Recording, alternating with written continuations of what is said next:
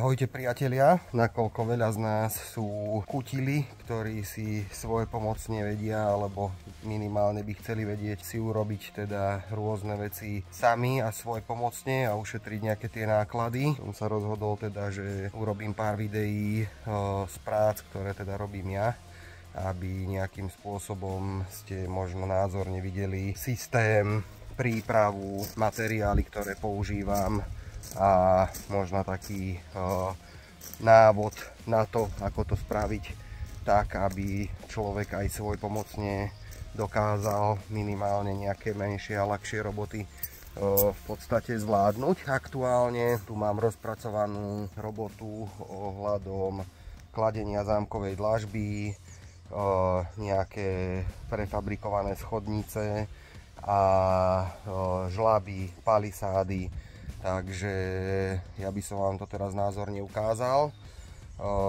čo už spravené máme a ktoré práce teda budú teraz následne pokračovať. Že začali sme v podstate, alebo jedná sa o prístup do tohto apartmánového domu, na ktorom aktuálne pracujem. S tým teda, že práce už sú v podstate v pokročilejšom štádiu. Osadili sme si ako prvý tento žlab, kde už sme mali spravenú nejakú prípravu na odvedenie dažďovej vody. Samozrejme tento detail budeme riešiť ako úplne poslednú vec na záver. Čo bolo pre nás dôležité, nakoľko bol tu nejaký pôvodný múr, ktorý teda, nad ktorý sme nadstavili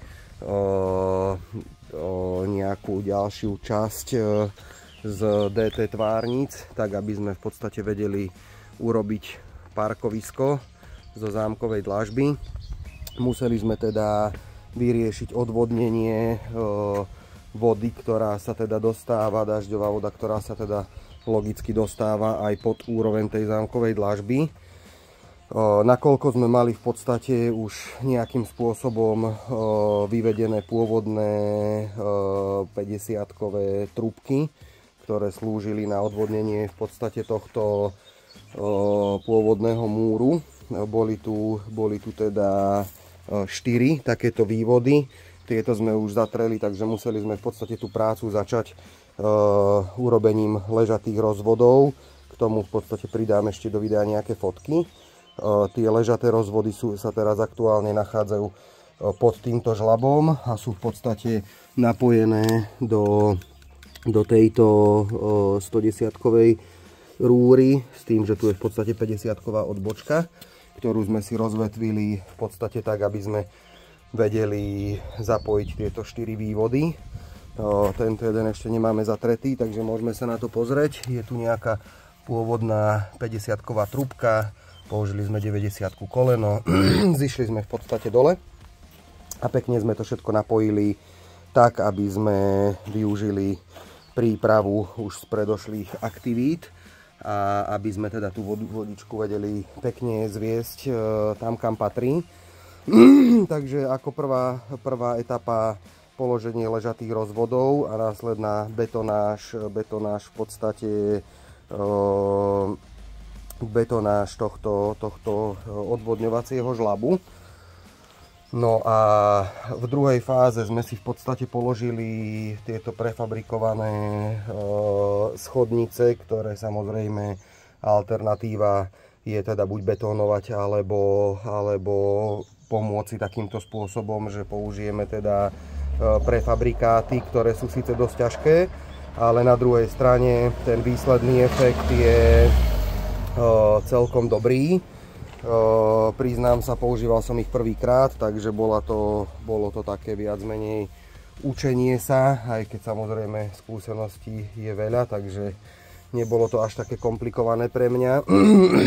Rozhodol som sa, že práce pri ukladaní týchto prefabrikátov začneme tým, že v podstate si vybetónujeme ako keby nejaký podkladový betónik, tak aby sme v podstate vedeli použiť prostý terén na uloženie týchto prefabrikátov.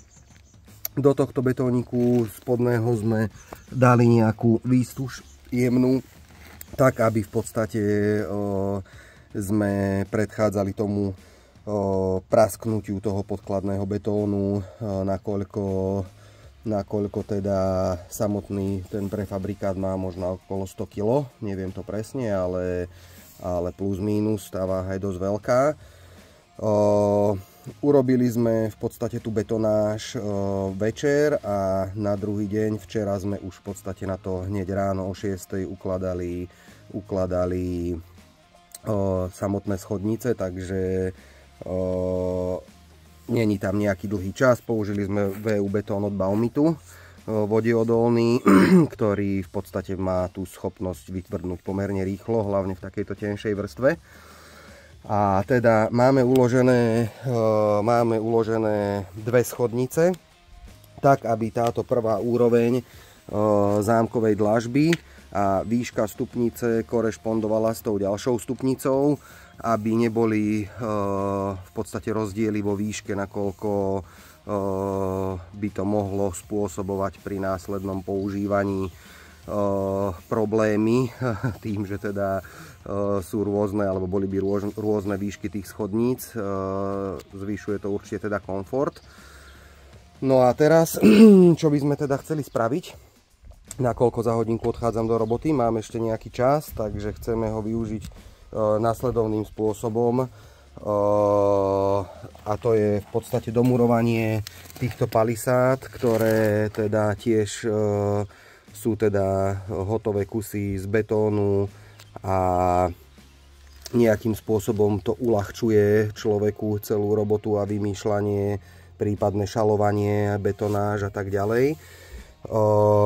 Nemáme osadený tento prvý kus, nakoľko chceli sme zachovať tento orgován, ktorý samotný teda to tu celkom pekne dotvára, a ja osobne teda preferujem uchovanie drevín a nie ich zbytočný výrub. Ale keďže tuto v podstate máme problém s jedným koreňom, musíme si v podstate túto palisádku jednu, takisto ako aj tieto ďalšie 4, práve kvôli tým koreňom ich skrátiť na požadovanú výšku a následne ich v podstate osadiť do betónu.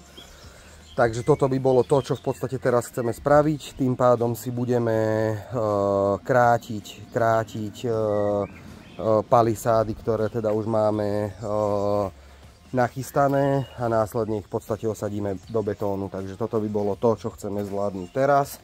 Je to tak robotka na hodinu s dobrou prípravou, takže môžeme sa do toho pustiť.